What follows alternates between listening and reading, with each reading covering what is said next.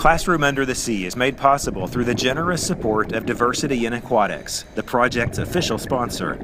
To learn more, please visit diversityinequatics.com. Classroom Under the Sea is presented by the Marine Resources Development Foundation on Key Largo in the Florida Keys, and Roane State Community College, one of Tennessee's community colleges. Good to see you. Yeah. Hello. Hi.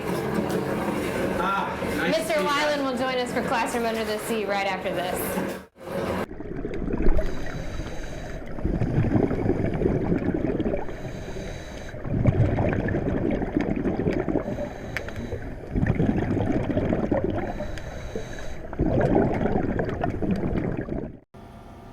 Hi, welcome to another broadcast of Classroom Under the Sea. I'm Bruce Cantrell from Roane State Community College, and we're broadcasting live from Jules Undersea Lodge here in Key Largo, Florida. During the broadcast, if you hear any background noise, that's just us. It's coming from our life support systems. Today, if you have any questions or comments or would like to be added on the program, just contact us on Twitter at #ClassroomUnderTheSea or the Classroom Under the Sea Facebook page. Today we have a very, very great program lined up today. We're going to be talking about the world of art and its impact on conservation. Today we have a couple of guests. Mr. Stephen Frink, he is the most widely published underwater photographer alive today, and he's the only underwater photographer that was named to the Canon Explorer of the Light Award, and he also publishes The Alert Diver, which is a quarterly magazine published by the Divers Alert Network. My other guest today is Wyland. You may know Wyland as a world-renowned artist. You may have seen his work on buildings around the world, but there's a lot more to him that we're going to explore today. He's a scuba diver, explorer, educator, TV host, a strong environmentalist and conservationist. His images have appeared on 6 postage stamps in the United States. In 1993, he established the Wyland Foundation, and he was recently inducted into the International Scuba Diving Hall of Fame. And I understand his murals around the world are viewed by over 1 billion, that's 1 billion people annually. We had a chance to speak with Stephen Frink the other day, so right now we're going to go to Stephen and look at that conversation, and then we'll come back to Wyland. Stephen Frink here. Hi, Stephen. I've got some questions here you probably heard a million times during your career, but the first one's the most obvious. How did you get started in your line of work? Well, how did I get started in underwater photography?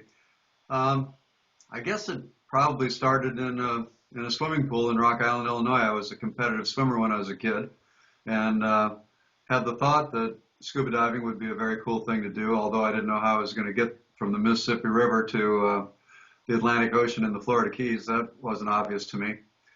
But, I was very interested in the water, felt comfortable in it. And then I went to graduate school in California, and that did present me with an opportunity for the ocean. I was in Southern California, and I needed a part-time job cleaning boats, and they required me to be a certified scuba diver. So it all kind of happened at once. I was in graduate school for psychology, took some photo classes for fun about the time that I needed to get certified to get a part-time job, and underwater photography just seemed like the natural extension. So I don't know, one thing leads to another, doesn't it? Yeah, I guess going from graduate school in a completely different field to underwater photography for a part-time job, that's pretty good. Yeah. Now, I can't see you just waking up some morning and say, "Oh, I think I'll pack up and go shoot this." Where do you get your inspiration for a shoot? Well, actually, for many years, it was other people waking up and telling me where I should go shoot, because for 17 years, I was, kind of a contract photojournalist for Skin Diver magazine, and so they sent me a lot of places, mostly in the Caribbean. 17 years with Skin Diver, and then I did, I think, 9 years doing much the same thing as the director of photography for Scuba Diving magazine. And for the past 5 years, I've been the publisher for Alert Diver for the Divers Alert Network. So Dive journalism has always been a big part of what I do in terms of, getting me out in the field, forcing me out into the field. And then, I don't know, just because I love it, we create these travel opportunities for places that maybe nobody would send me. Well, I was looking at a small portfolio of some of your work, and you photographed just about everything I can think of out there. What are some of your favorite subjects to go out and shoot? Well, I'll correct you because I think I photographed maybe everything tropical. I haven't spent enough time with great whales, and I'd like to do more. And I probably haven't done enough stuff in either the Arctic or Antarctic. Hopefully at some point in my life I'll get an opportunity to do that. I haven't done a lot of cold water stuff, although I do enjoy it when I finally break out my dry suit. But I don't know, some of the favorite things to photograph, well, great white sharks. I mean, every marine shooter, I think, is captured by charismatic animals like that. The power and the grace of a apex predator, I think, will engage us. And certainly, I do feel a sense of urgency to get in the water with things that we may not have in 15 or 20 years. And it's hard to imagine that the things that we always took for granted may possibly be gone. So I want to get them. I want to record them, and if there's a possibility that the images might kind of ramp up some recognition that these are endangered species, that's where I'd like to go with it. Yeah, as I said, I've looked at some of your work. You've got some phenomenal photographs out there. Just a couple more questions, Stephen. As we're talking about, what is a good recollection of one of the times where you were on a site getting ready to do a shoot and everything just worked perfectly? It was just a dream come true. I think there are animals in the ocean that kind of give up their image unwillingly, and so it's ever more significant when you can get close to them. And underwater photography, of course, requires proximity. So I'm thinking about the humpback whales in Tonga. We'd been out to sea for about, I guess 4 days, and we'd seen some tail slaps and some breaches and things like that in the distance, but we really hadn't seen that close, iconic, inspiring underwater encounter. And I remember being in the water, kind of just being by myself, and we knew that there were whales because we could hear them, but we didn't see them close. I mean, it was good visibility too. It was probably 80 or 100-foot visibility, and just to be by myself for that moment in time and to see that great whale coming, it swam in from my left. It was a mom and a calf. A very sweet and brief encounter. It was like the mom kind of seemed to make this conscious decision that I was okay, and it wasn't so much that mom let me close to the calf. It was more like mom presented the calf to me. And it was very inspirational. It was kind of brief, but those are the magic times that will always stick with you. Yeah, those type of encounters are what the rest of us divers dream about. You mentioned a little bit earlier some of the things you would like to do and some of the things you still want to do.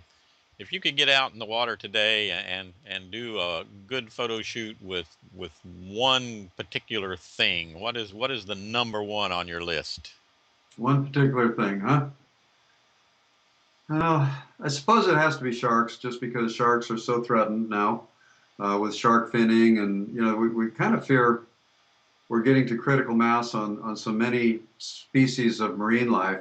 It's like that with fish too, and I fear that with some of the sharks in the ocean, we're getting to the point where there just simply aren't enough to procreate. I mean, we see it with bluefin tuna, and we see it with so many animals in the ocean now that these big, iconic, charismatic animals, there just aren't enough to procreate. So what one shark might tell the story of how challenged they all are? I don't know. The Caribbean reef shark, the great white shark, the great hammerhead. If I have to pick one, let's say great hammerheads, because they're one that's kind of evolved for extinction.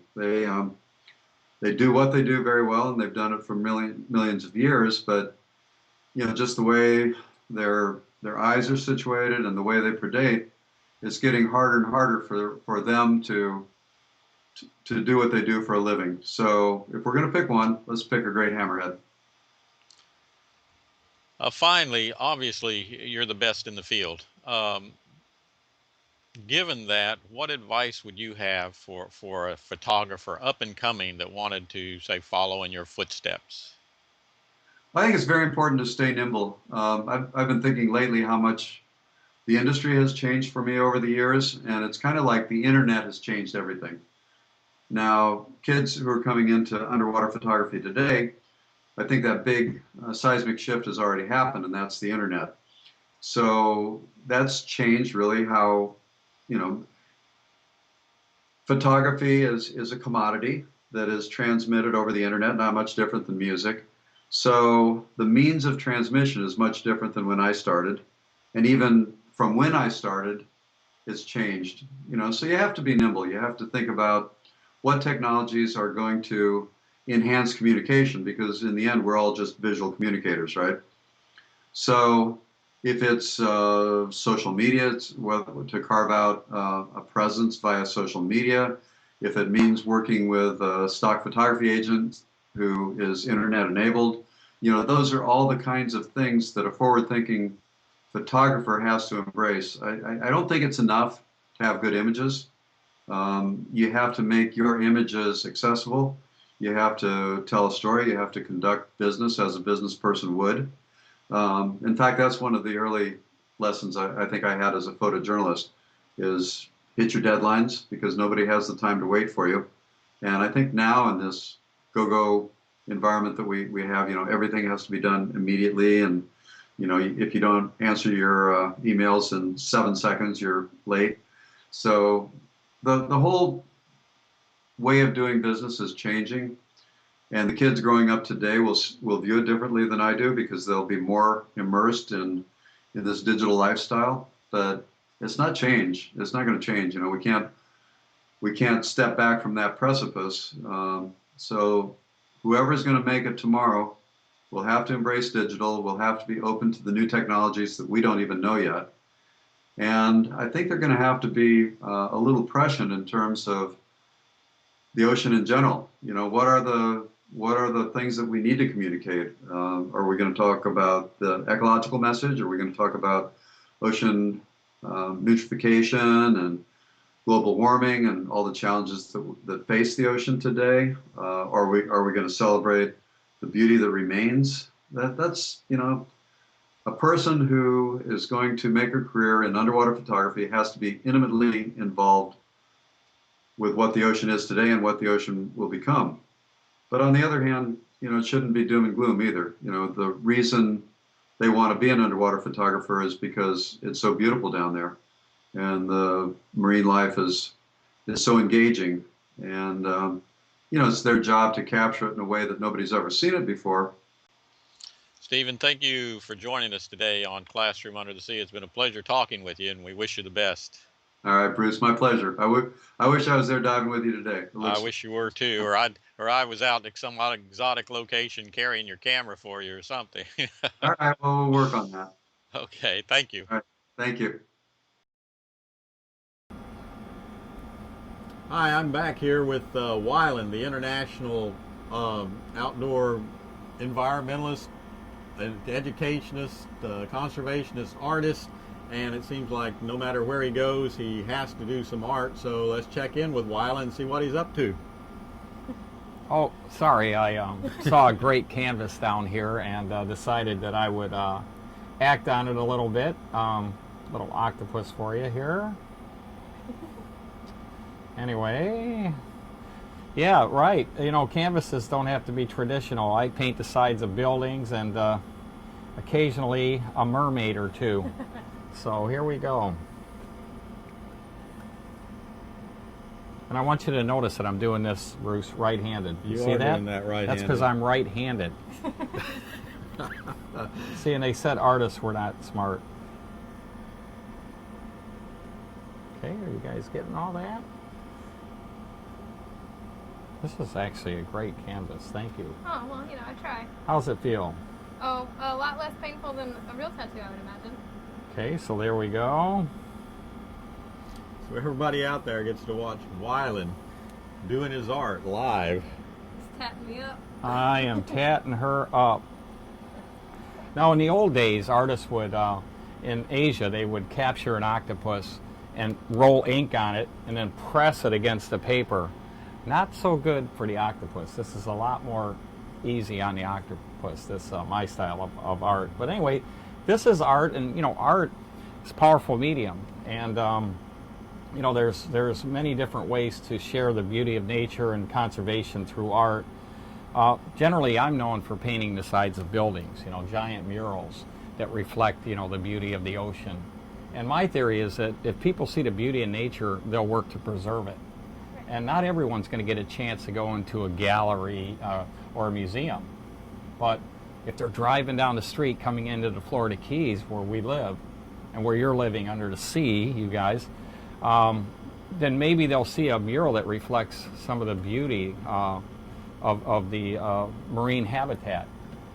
And it's everywhere. You know, that's the reason I live in Islamorada. You know, in 5 minutes, you know, I'm diving my favorite place with some of my favorite animals, like this octopus. I just saw this octopus yesterday, right there, you know, in my backyard. So I thought I would share some of that through a little drawing. So I appreciate it. Well, I appreciate my new tat. And I appreciate what you're doing to empower, you know, our youth, and in particular, you know, girls and Right. young ladies to be world changers. What you're doing is so impressive that I think it's going to inspire a generation, and you know, I admire that. That's why I'm here, you know, and representing the Wyland Foundation and all our conservation partners. We use art and science together, and what we hope to do is inspire our youth to become ambassadors for the planet. And by experiencing the coral reef, the ocean firsthand, it becomes part of your DNA again. It already is, but you reconnect to nature. And, you know, unfortunately, we're seeing nature disappear, even field trips. We need to immerse, you know, our kids in nature. And if you have a chance to snorkel or dive the ocean, oh my God, it's something that stays with you for your entire life. One of the things that inspired me when I was a young artist is I was 14 years old, and we went to California to visit my Aunt Linda, and I saw the Pacific Ocean for the first time. So I ran for it, you know, and I dove under the wave, and I came up, and two gray whales, a mother and baby gray whale, broke the surface, spouted right in front of me. And I saw these incredible barnacle-encrusted backs. And then the tail fluke kind of fluked up, see? And it made such an impression on me. I mean, it really you know, cemented the idea that you know, art reflects nature, and that art is so powerful. And you know, I wanted to be a marine biologist. I was inspired by Jacques Cousteau. He was my hero. You know, and he was more than a filmmaker. He was a poet and explorer. He was a world changer. Right. But you talk to kids today, they really don't know who Jacques Cousteau is. We found that out. You know, and they should. And they should know who people like Dr. Sylvia Earle, her deepness. Sylvia. She is one of the most amazing marine biologist scientists. And I had a chance to dive with Sylvia at Midway, you know, in the protected area there. And what an amazing woman. Everybody should look up Sylvia Earle. And she wrote a cool book. Write this down, guys. The World is Blue. When I was in Antarctica diving with all my friends from National Geographic, with David Dubélé and everyone, I read it twice. The World is Blue. Get that book. It is amazing. But I work with Sylvia because she brings the science and I bring the art. And they're both very critically important today. The art is so powerful that when you see a painting, you've all been to museums or galleries, when you see a painting that really moves you. Well, art can do that. And the art that I make is on a grand scale. So it's very impactful. And I felt the biggest impact that I could make was painting 100 public murals, like the ones in the Keys. You know, we have the mural here in Key Largo, one of my favorite gateway mural, like Welcome to the Florida Keys. and it shows the two worlds of beauty that we have here above and below the water. Guy Harvey, great artist, came out and painted with me, and I love that too. The collaboration piece is enormous. We all need to work together for the big picture. Right. But art can play an important role, and in fact, Stephen Frink, one of the all-time greatest photographers on earth, and lives right here in Key Largo, and I just live the next town down in Almirada. You know, he's been my mentor for my underwater photography. And he and I, along with Guy Harvey and David Duboulay and all these ocean artists, it's called the Ocean Artists Society. And it was founded by Bob Talbot, Guy Harvey, and myself 11 years ago. But it's Artists United for Oceans. And there's 262 of us, and we're having a group show in 2 weeks at DEMA in Las Vegas. The entire group is doing a major exhibition. But that just shows you the power of art to move and shape, you know, history. And so, you know, I don't know, the one thing that frustrates me is that I'm seeing art disappear out of our schools today. Yep. You know, and so we need to take STEM and make it STEAM, add art to it. Okay, so I'm going to be working really hard on that. In fact, John Landau, who I to down here, now lives down here in Almirada, you know, he's going to help me produce a film called Saving Art Education in America. So you guys will hear more about that. And I just want to know who thinks it's okay to take art education out of our schools. The same people who take music and PE and sports Exactly, out. exactly. We need to put more into our schools. And that's what you're doing here. We're here today to share what we know and what we see, you know, Right. under the sea, you know, in this beautiful classroom. And by the way, this Habitat, what a cool boutique hotel. You know, I had a Wyland kind of hip hotel in Waikiki, and I'm doing another one in Hilo, the Wyland Hilo. I didn't think about this shag carpet. I used to have this in my van, guys, in the 70s. I used to paint murals on vans, and my van had this shag carpet.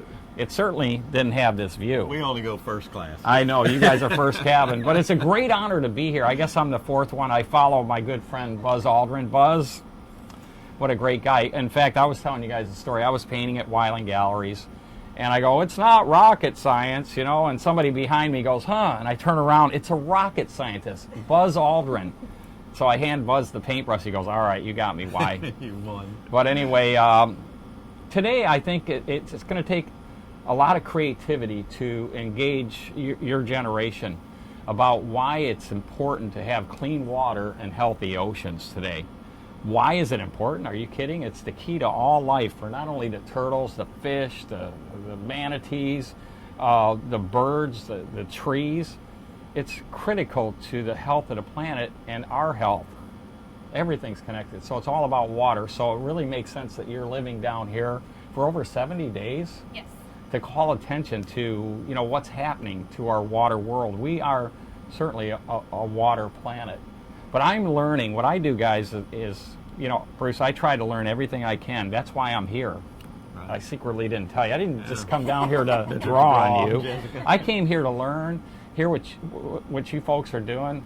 What an amazing place, right? Yes. And so I hope everybody will stay connected, get a chance to come down here and experience this firsthand, be part of this experience, and then share it forward. People go, what can I do, you know, to ensure that we have clean water, healthy ocean? Learn everything. Share what you learn and take action. Take action. So that's my part. You know, I'm just an artist, but I'm also, I consider myself a teacher, an educator, and also a student like you. You know, you mentioned early on your influence of Cousteau on your life, and he's influenced so many of our generation to inspire us to do many things. You know, I went the marine biology way, you went the art way. We were talking earlier, you were talking about a tribute you just had, basically with Jacques for Cousteau. Jacques Cousteau with Fabian Cousteau down in Aquarius. Well, Fabian is a great guy, and like what you're doing here, he's really mentoring young people. And so he lived in the Aquarius for 31 days, Mission 31, and invited his friends like Sylvia Earle and myself to come and you know, spend a little time with them. But I went into the habitat and I told Fabian, I want to do a tribute, an underwater painting under the sea, featuring Jacques Cousteau, your grandfather. And he loved it. In fact, he came out and actually painted on the painting. But anyway, did the entire painting under the sea at 63 feet on the sea floor of the Aquarius, and of course Jacques Cousteau in the foreground. And Fabian's in the painting, along with Annette Robertson, and lots of fish and coral. It's very authentic, but we just released it as a limited edition on G-Play on canvas for collectors, and we're doing a conservation edition. We're going to donate half of them to Fabian's group and half to the Aquarius. So that's coming up. Look for that in the next couple of months. Yeah, Jess and I followed Fabian's mission quite closely. Let's talk a little bit about you. You began your career back in the 1980s. Mm-hmm. You started drawing on. Right. Well, I was frustrated because I was trying to paint a great whale on a small canvas, and I needed larger canvases. So I started looking at the sides of buildings, and I knew after I painted the first one that I needed to paint 100, and it took me 27 years to do it. I thought it would take 30, so I was actually 3 years ahead of schedule. But I accomplished my goal of 100 public murals. The last one was in Beijing for the Green Olympics. I painted nearly a mile long of canvases and inviting all the Olympic country kids, 212 countries, to paint murals from their region, saltwater and freshwater habitats. It was probably the coolest thing of all to see some of the amazing art that kids make. That's the favorite part for me of what I do. I get to immerse myself and share my art with young people and kids. And some of these kids are better artists than me, like Guy Snell. It came to my wall when I painted the Key Largo mural. And I asked the class, and I've never asked this, I said, who's the best artist in your entire school? And everybody went, Guy Snell. And I go, where is he? And he was in the back. He's a little guy. And I said, come up here. You and I are going to paint the second mural on canvas with all the kids. And he was so good that he inspired my youth ambassador for the planet, Medal. So I actually flew Guy and 3 other ambassadors to Beijing to give medals to all the kids from all the nations, Olympic countries, to inspire them to use art and conservation and be world changers. So probably the coolest thing I ever did. Well, that leads into the next point. You're not an armchair environmentalist. You're not an armchair conservationist. You're an activist. You go out and do things. A gentle environmentalist, though, because we need to build bridges today and not walls. The entire world community needs to be united. And we now realize that we can't protect one piece of water without protecting all of it. Our lakes, our rivers, our streams, the ponds, the wetlands, every drop of water is connected. And all the water that is here is here. We don't get one more drop. But we're starting to disrespect. We've been disrespecting it for a century now. We need to create a sea change, an environmental renaissance period today where people really appreciate how critical water is to all life on Earth, including ours.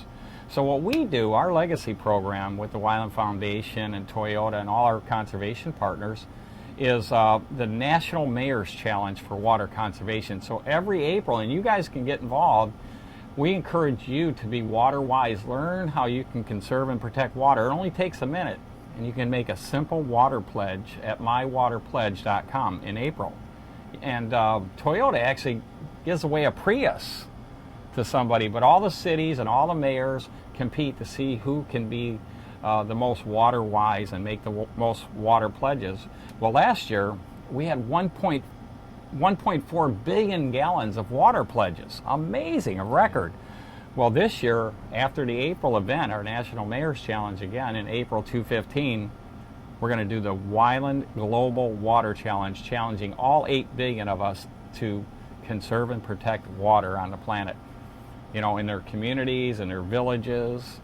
We're thinking big because we have to. And what Sylvia Earle says, which really resonated for me in a lot of was, what we do in the next 10 years will impact the next 10,000 years. But I look at it as a positive. See, I always see the glass overflowing. I'm very positive. And you have to be positive. Because if you get negative and you give up, then you know, it won't be sustainable. I'm positive because I see what kids are doing. I see what you guys are doing in the classroom and what you're doing around the world to make, you know, a difference. And that's why I keep going. You kids inspire me every day. I see kids that are better artists. I see kids that are going to be scientists and teachers, but I see a generation of people that really are going to take action to ensure that we have a healthy planet for all of us.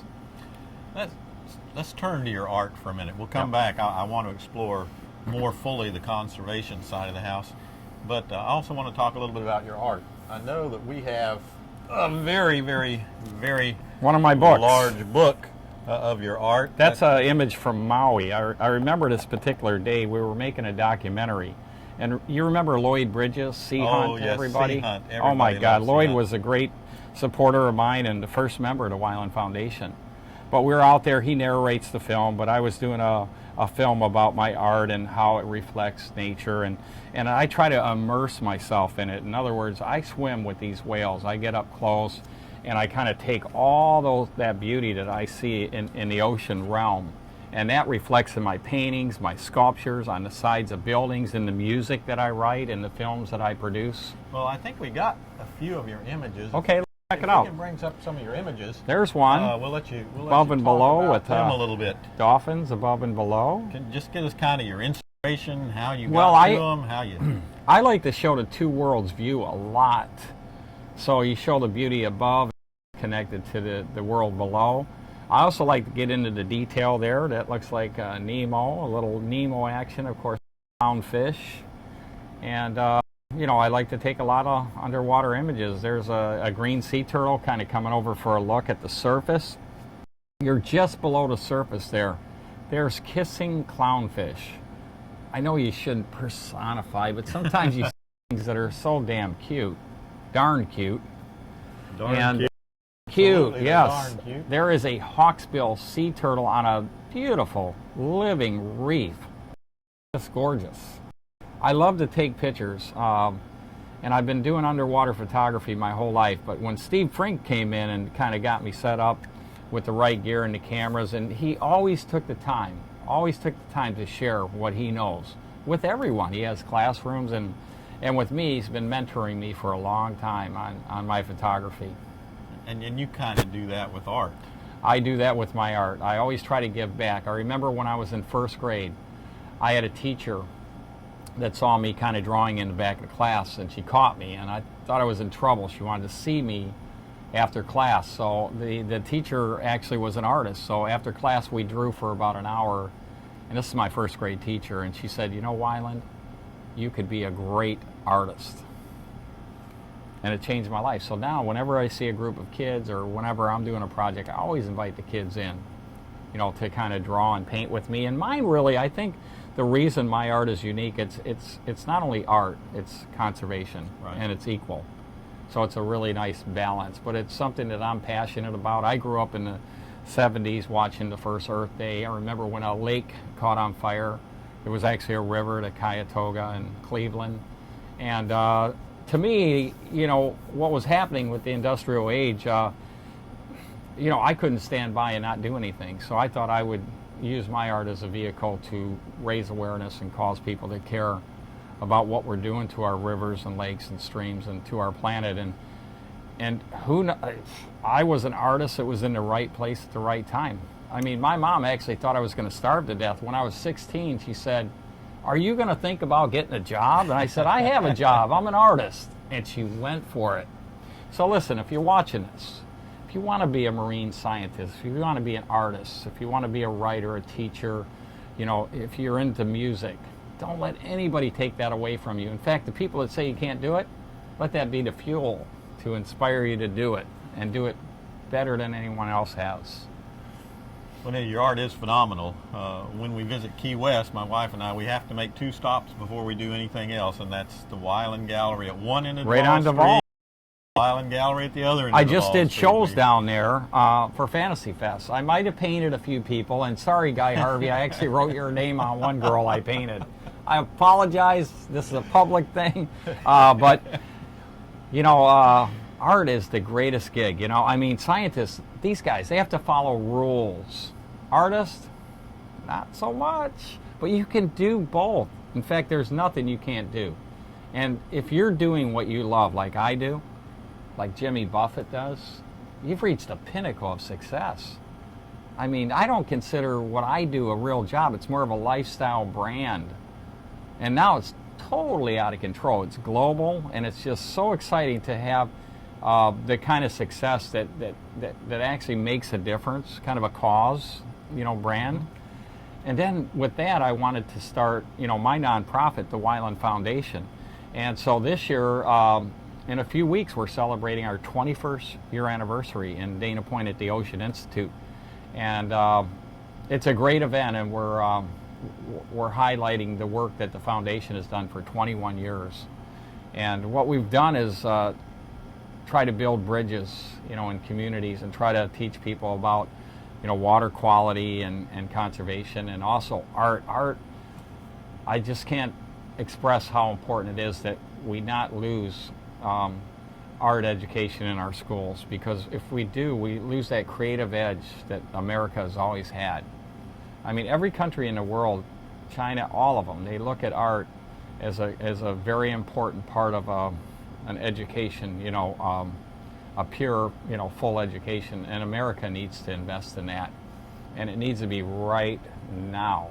So I'm not going to stand by and let them take art out of our schools, and I know a lot of people are with me out there. I've got a couple of questions Sure. here. I got a couple here that was sent to me Cool. by Ramona Crawford, back up in Maryville, Tennessee, right close Ramona, to us. Ramona, there she is. She's out there swimming on the back of a She's shark. out swimming. Ramona asked a couple of questions. First Are of these all, hard questions? Oh no, these are easy ones. I've seen some of Ramona's photography. It's Okay. nice photography Cool. as well. Very good. First of all, she wants to know, well, how much time do you spend underwater? Well, listen, I've been diving, Ramona, for 30 years. I spent a couple years ago, I spent a month diving under the icebergs with leopard seals and all kinds of weird, strange creatures in Antarctica. This next year, we're going up in the summer. We're going to go up to the Arctic, and we're going to compare the poles and climate change, global warming. What it's all about for me, the big animals, the big icebergs, the environment, and kind of telling a story. But I've been diving 30 years. Yeah, when I'm not painting, I'm diving, or I'm riding my motorcycle. Motorcycle. But yeah, I spend a lot of time underwater. And when I'm diving, I'm painting images like this in my mind's eye. You know, when I see a beautiful sea turtle swim up and kind of looks at me, there's a painting, there's a sculpture. There it is appearing on the side of a building. I do a lot of diving. And that kind of leads into our next Yep. question. When you're out there diving, you're getting ready to do a painting or a sculpture or whatever. Mm-hmm. How do you capture the personality? I mean, I've seen Well, your work; it's there. How do you capture the Well, that's personality? the thing. In the art that I do, for a painting, a photograph, we do that. But art can go deeper, can really get into the soul. And sometimes I use art and photography, like this one here, Dolphin Vision. This is a photograph in St. Lucia that I shot on a deep reef. And then I actually blew it up to a Cibachrome and painted on the Cibachrome the dolphins where I saw them in my mind's eye. So art can go really deep, especially big art. And you know, by the way, I know a lot of people want to know, now that I'm done with the 100 walls, what am I doing next? Well, I'm going to be creating 100 monumental sculptures, larger than life, for 100 cities in the world that will be announced. And by the way, 10 of the 100 will be underwater. Really? So I hope to have one here in the Keys, and you'll have to snorkel or dive to see it, like the Christ of the Abyss. I love that. But I see sculptures from the UN, you know, the Red List, which is the endangered and threatened animals. I mean, you may be driving down, say, to Mississippi, and you see a paddlefish that's like 4 stories high. Well, when you look at it, you're just going to go, I want your mouth to drop open and look at that animal differently. And I'm going to have water elements. And so that's what I'm currently planning now to do 100 monumental sculptures. That's a big task, but I love it. With everything you've done in the past, I have no doubt it's going to come around pretty soon. Oh, I've already done it here. I just have to show up. But the cities have to donate the land in perpetuity. Right. There's a lot of politics. They need to take care of the sculptures. They need to light them. So, the Wailing Wall project, I don't know if people even know this, but they were free. I did 100 of them as gifts to the world, gifts to the cities. These aren't going to be free, unfortunately. Sculpture, bronze, they're very expensive, but art really identifies a city, a culture. So there's not going to be any issue of the 100 cities that are going to want one. But I'm very excited and pleased to present my next big public art project on a grand scale. Of all the things you've done, again, follow-up question here with Ramona, which of the installations that you've done do you get the most sense of accomplishment out of?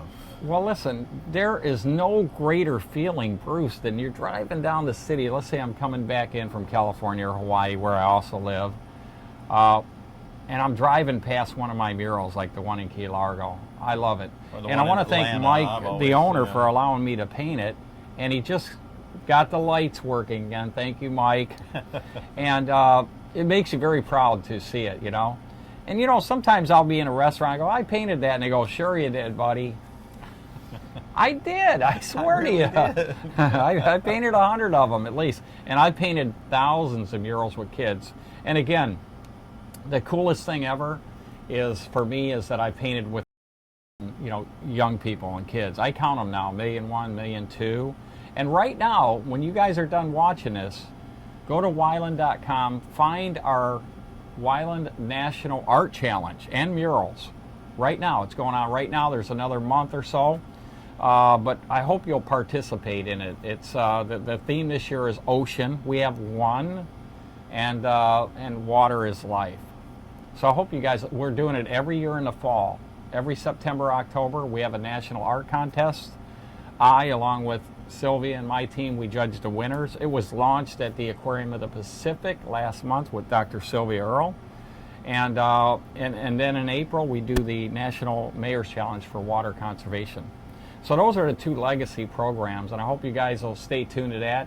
And also, what they're doing here. This is incredible. I'm not going home. I'm going to sleep right over here. Well, Jessica has another arm. She'll donate. Jessica, I'm really honored that you would invite me to be part of this. I happen to be home, and you and your sister are doing a great job. I'm very proud. All the girls watching, you guys are the real world changers, and I'm there for you. And what Wyland was talking about, you don't see her, but in the background that's doing all the camera work and the editing and putting everything up on the screen at the right time, that's Megan Fain, Jessica's Megan, smaller sister. Megan, we'll give you the Dennis Miller. Very nice. No, and Bruce, you're doing a good job too. For a guy, he's doing okay. Not bad for a I guy. prefer the women. The women. You guys are okay, but it's time for the ladies to. Yes, you guys take the lead here. We'll follow. Okay, I've got a question. Yes. Just for me. Sure. I've seen your mural in Atlanta on numerous occasions. Oh yeah, big one, number 50. Beautiful. Hot beautiful Atlanta. mural. To me, if I'm going to do a drawing or whatever, which I don't do well, I've got a piece of paper and I can draw it out. Mm-hmm. This is a huge building. How in the world? I'm going to paint a giant whale. How do you know where to put the head and the tail? The thing about it is, Bruce, is that I approach it as just another canvas. Although it's monumental, it's life size. I have a show on PBS called Wyland's Art Studio, and the same way that I do a canvas, I do a large canvas. It's just a little larger. But for some reason, I have the ability to stand up against the wall, and I can see the wall in my mind's eye from the scaffold right against the wall from several blocks away. So all the diving that I do, all the film, everything that I've ever studied, everything that I've ever learned, I can cue that up in my mind's eye. I can imagine those whales swimming along the wall, and I paint them as they're going by. It's very weird. It's an out-of-body experience. Very strange. I know I have billboard painters standing on the ground going, he can't do that. Can't do that. But I can tell you that thousands of people watch me paint all these murals. And they know I do no preliminary drawing, no sketching. I feel it deeply, No grid. and it comes through. Comes through. Yeah, and, you know, and if it was my wall, I'd probably do that. I'd probably trace it and draw it out and, you know, do paint by numbers and make sure it's perfect. It's not my wall. I'm loose, man. I just come in there and have fun. Have fun. Yeah, that's it. And if it doesn't come out good, I put somebody else's name, like Pasta. I'll put his name on there. Or Jessica. Yeah, or somebody else's. Jessica, I'll put your name on there. Jessica would probably, you know. I should love it. I like that octopus on her arm. Yeah, no doubt. We'll have Yeah. to show that again before we, Okay, before we leave. and I don't want her boyfriend to beat me up. No, He's no. probably bigger than me. Obviously, from the conversation, Yeah. I know, and everybody out there by now should know, you have fun with your work. I do, yeah. And earlier on, we were talking about when people come to see you, particularly budding young artists, Right, and they right, bring right. their work and they show you their work. Right. You Like this always- character here. Yeah, that little SpongeBob. back there. We'll get back to SpongeBob in a minute. I want to touch on that. That's interesting. Okay. But you mentioned that you never come across negative. You want to be, no No, matter how listen. bad, it's a positive reinforcement. No, there's a lot of negative stuff. And the first thing I would encourage is turn the television off. Go outside. Get in the water. Water, in my view, reprograms your whole DNA, you know?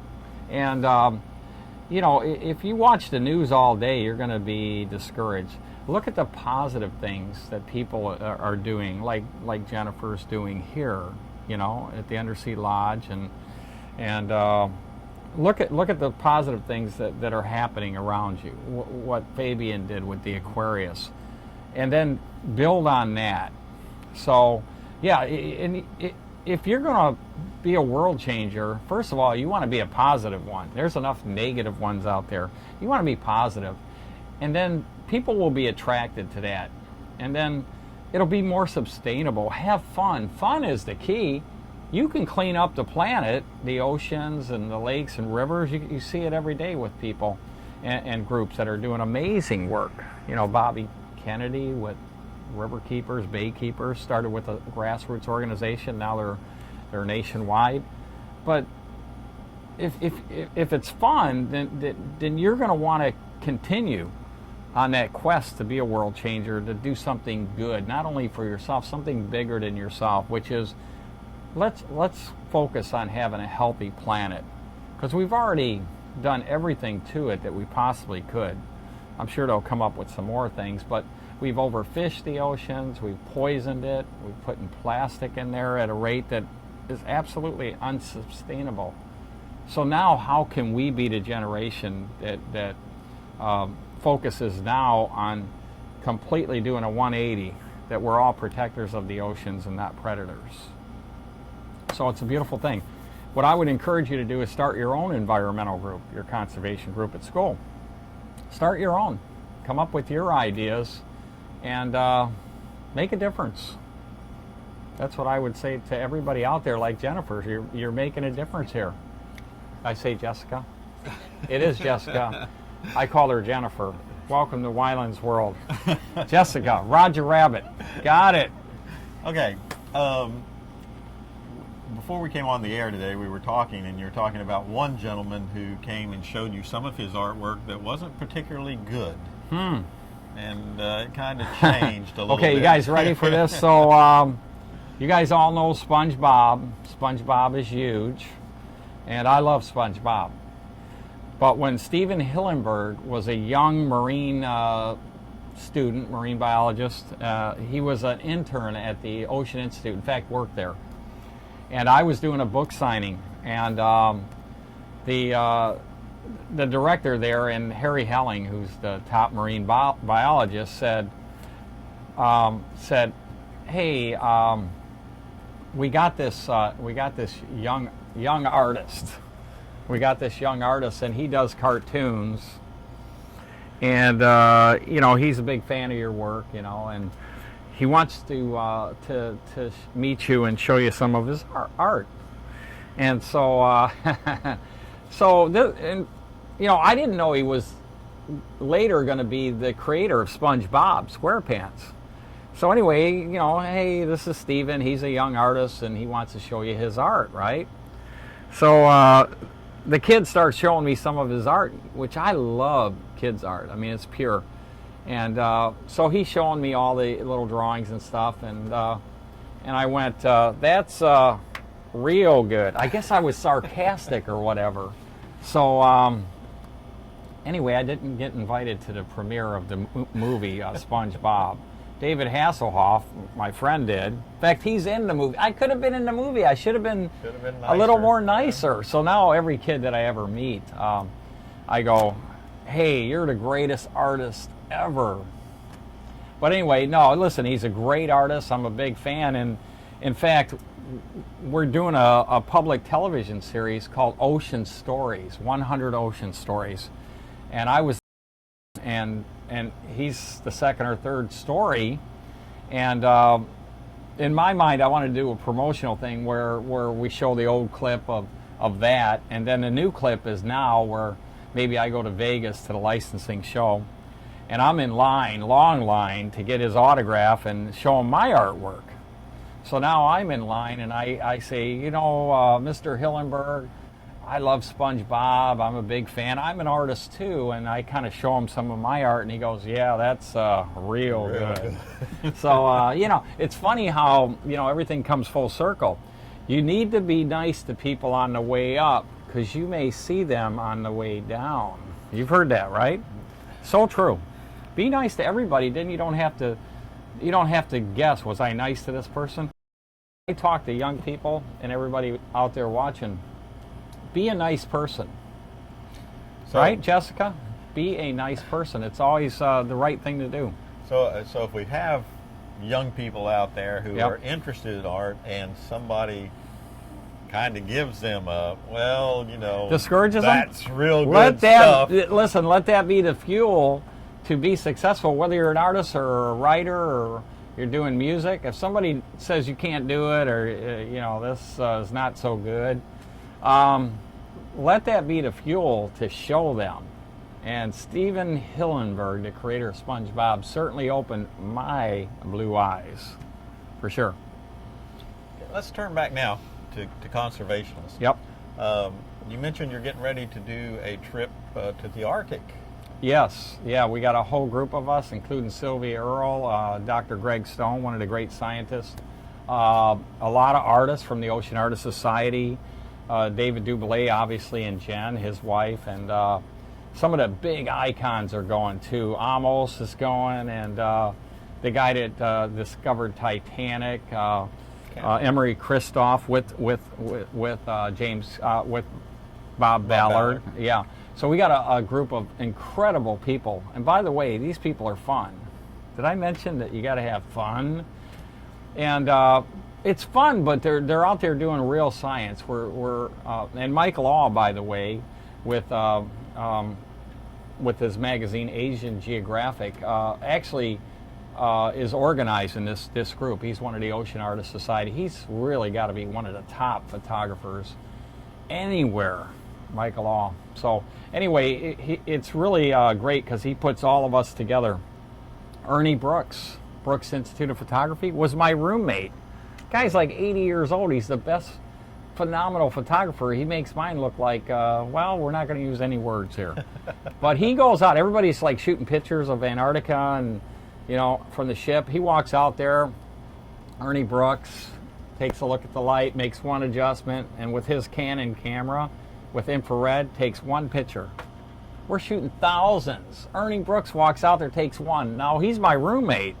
I go back there, he puts it on a computer. I threw mine in the garbage. I'm like, forget it. I'll paint. Ernie, you take pictures, I'll paint. So you got the 100 cities coming up. You got your Antarctica coming up. Right. You got so many other things coming up. Yeah, I don't have a real job. What else do you have coming up? Well, I'm in the middle of doing shows. I have Wyland Galleries at Disney, so I'm going to fly out there on Saturday to do a couple shows. We just opened Wyland Galleries Port Canaveral. So I do that show, then I fly back to shows for Laguna Beach. We do the Wyland Foundation event. I've got Wyland Galleries in San Diego. And then I go to Vegas for DEMA. I have Wyland Galleries in Vegas. I have a lot of galleries. And then I go to Hawaii for the winter to dive and, you know, visit all my galleries there. And yeah, I stay busy. I'm busy every day, but it's a good, positive, busy. Sounds like you're busy with everything but painting. Yes. When do you find time to I paint every day. I paint early. I get up early and I paint. I'll be painting right after this. Really? Yeah. Yeah, I just painted. Are you kidding? I just did Jessica. What do you mean, when am I painting? I was painting in here. Yeah, I stand corrected. Yeah. You were creating your art in here. And I think we're going to do some mermaid stuff. I'm sensing the mermaid thing with the two sisters, the mermaid. Boy, it's good to be an artist. If you get a chance to do this, I recommend it. Speaking of being an artist, we've kind of touched on it here and there. Let's bring all the pieces together now. Okay. For the young person that's out there that wants to do art, that's watching this show now, looking for inspiration, what message would you have for them? The message out there for artists, young artists, is it's the greatest time in history to be an artist because people are interested in collecting art today. So the whole world is excited about the art that you're going to make. And you can make it in a lot of different mediums today. Digital, I mean, sculpture, painting, you know, giant murals like I do. You can do it all. So really, this is the best time in history to be an artist today. And an artist that has kind of a cause behind it is what I would really admire and like to see, because we need more of it. You know, if you're a company, if you're a corporation, and you're not cause-minded and you're not involved in protecting the environment, you're gone. So same thing for artists. If you're an artist and you're focused on using your art to make a difference, people will respond to that. And even if you don't sell a lot of art, you know, you're going to be successful because your soul, your spirit will be lifted by the cause behind the art that you're sharing. And that's really what it's got to be about. And then we were just talking with the owner here about if you want to protect the environment today, continue to talk to you and I. If you want to protect it for the future, you got to get young people on board. You know, they're the ones that are going to be, you know, changing the world. And once they experience something like what you guys are doing here, that stays with you. It's like actually seeing a whale like I did for the first time. It's something that changes you as a person. It makes you a better person. I think if you dive and you see these animals, these beautiful places, it changes you. You become more passionate about ensuring that it's there for the future. And that's really what it's all about. It is. We just got a little bit of time left. I was going to ask you to kind of give us your philosophy and sum things up, but you've done that already quite eloquently. So I'll throw in another round. Okay. When you're out there diving, when you're looking for inspiration. Look at this guy. Yeah, we've got him. We have a tough job here. Tough job. Is there a favorite? Is there a favorite subject? Well, I've been really focused on sharks lately, and I made a film with Guy Harvey called This Is Your Ocean Sharks, because to watch sharks just start disappearing from places. You know, sharks are critical to health. Right. And one shark is worth, I don't know, $200,000. A dead one's worth $20 or less, and only one person benefits. And so I think sharks are really canaries in the coal mine for coral reefs and the health of the ocean. You know, one of them. A lot of people are putting out that message. Mm-hmm. Sharks are worth a lot more alive than they are dead. Everything's worth more alive. Everything. Shark specifically. Sharks specifically. How Well, are they? first of all you ladies watching, all you girls, you don't have to worry about sharks. They're man-eaters. You need to worry. They like me because I paint them. Me and the sharks, although Bruce, right? Yeah. Right? Nemo's World, Bruce, he might be all right. But sharks, good. Man, bad. The most dangerous predator on Earth is not a shark, a killer whale. It's us. True that. Yes. Yes. What I want to do now, in the last minute or so, I want to see if Jessica can get back on. Yeah, For those Jessica, of you come on. that are- For those of you joining us a little late today, We like Jessica. we started out the program with world-renowned artist Wyland Now here. she's going to draw on me. No, just kidding. Wait, she did. Look at hers. You're really good. You are so we did awesome. that during the break. Actually, Dino Cook. You guys were asking who did my tattoo. Atlanta. Psycho Tattoo, Dino Cook. I don't recommend it. It really hurt. But Yours didn't hurt, though. No. Now, All right, put our tattoos up there. now, who did your art? Dino Cook. Oh, who did yours?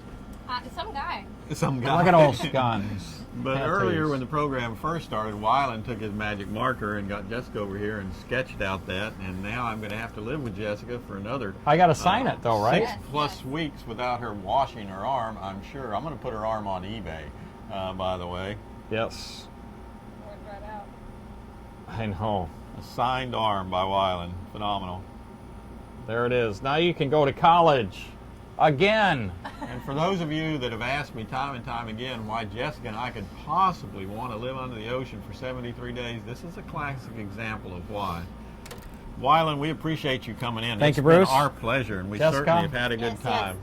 Thank you, my dear. Thank you so much, and I hope our paths cross again soon. Hana ho, as they say in Hawaii. Aloha, everybody. Classroom Under the Sea is made possible through the generous support of Diversity in Aquatics, the project's official sponsor. To learn more, please visit diversityinaquatics.com.